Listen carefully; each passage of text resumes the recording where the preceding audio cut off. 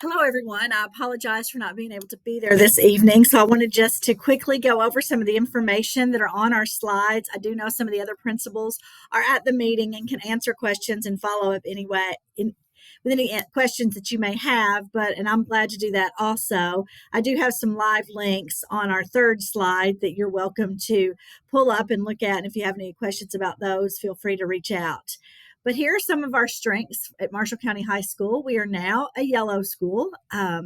We have improved in several areas. One of the ways our post secondary had a 2.0 increase.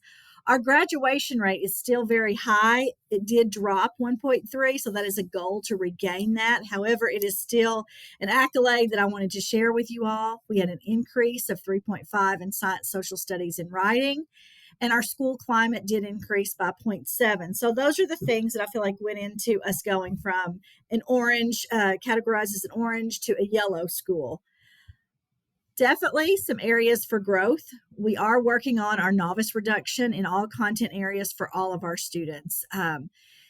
Also looking at our reduction in novice in reading and math for students with disabilities. We are still a TSI school. We have met with our special ed department, and we do feel like we've got some strategies in place already prior to test scores coming out that we started this year. So we feel like we're already in progress of trying to hopefully not be a TSI school in the future. We're also working very diligently to increase our ACT scores by implementing the ACT test for our freshmen pre-ACT and our sophomores taking the ACT, doing lots of study and prep that I always tell the kids, I paid a fortune to do those prep classes with my own kids. So please take advantage of Dr. Clayton's ACT prep classes, and they're doing that during huddle on Friday. And then we also want to regain that 1.3 decrease in our graduation rate. Here are a few things that I feel like we're doing. A lot of them are directly to address test scores, but some of them are on the outskirts. But I do feel like it's the big picture of culture and expectations and all the things that go into ensuring that we continue to move forward, whether that's test scores or in all kinds of other areas. The test scores are here, and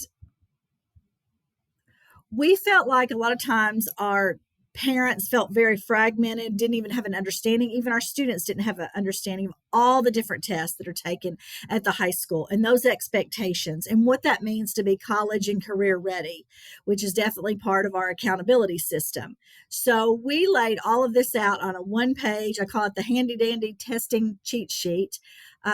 Miss Beth laid all of our testing out and explained the months in which each class would take various tests.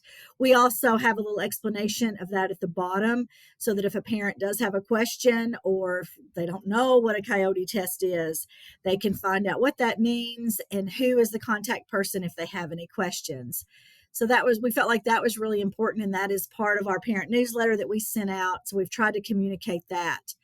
We are also being extremely deliberate and intentional with tracking our students' data. Here's just an example. I have removed student names, but we're tracking any type of information that we can about them, whether that's ACT, whether they're taking dual credit, their ACT scores, all of the things, KSA scores, whether they've passed an end of program exam, whether they've earned an industry certification.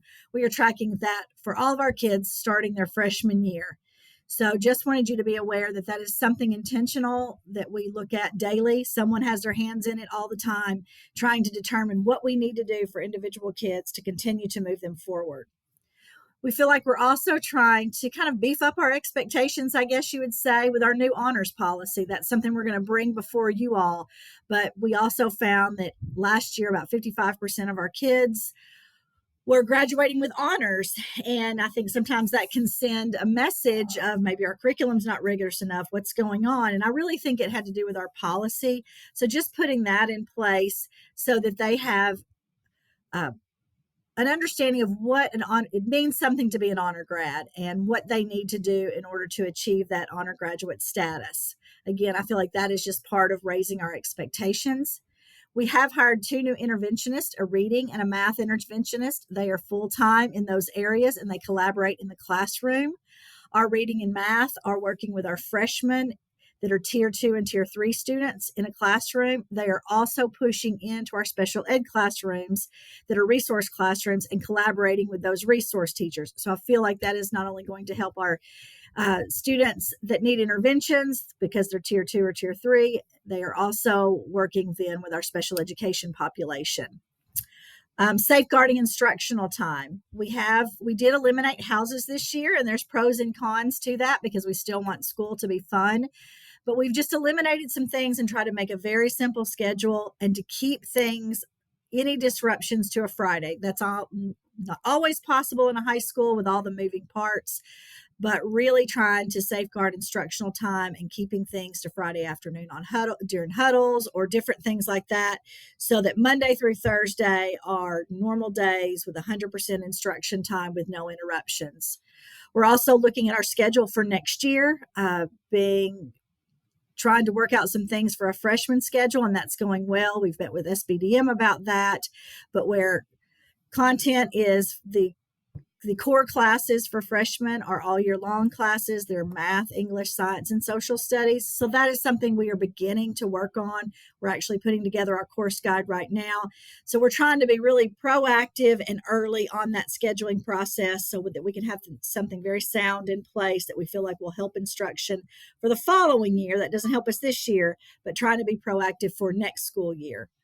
Also spent a lot of time on school culture. Our admin counselor team is great. We work together. We have a meeting every Tuesday. Our task force meets every other Tuesday, which is basically administrators, counselors, nurse, and a few other mental health counselors. We meet often, and I feel like we're really working together seamlessly as a team. Lots of different strengths when you put 10 to 15 of us together, and what that we all bring to the table, and I feel like we're all capitalizing on that the best we can and doing a great job and having a great time together, working together and moving the school forward. Also, student interviews, really trying to pay attention to what students feel about their school. And we did 100 student interviews, so that link is available for that if you want to take a look at that infographic. But it told some of the things that the students felt about their school, and we actually talked about that in our meeting today, about some of the things the perceptions that some of our students had and trying to be proactive. But one of the positive things that I think you'll see if you open up those two links is that they think highly of their school and highly of their teachers, which I think is huge. So really proud of Marshall County. Definitely some room for growth and looking at our test scores, looking at our students with disabilities. But we feel like we're on our way with some of the things that we're putting in place. So I appreciate you all taking this time. Again, I think some of the other principals are there at the meeting. So if they have any questions, please feel free to follow up with them or follow up with me at some point. Thank you.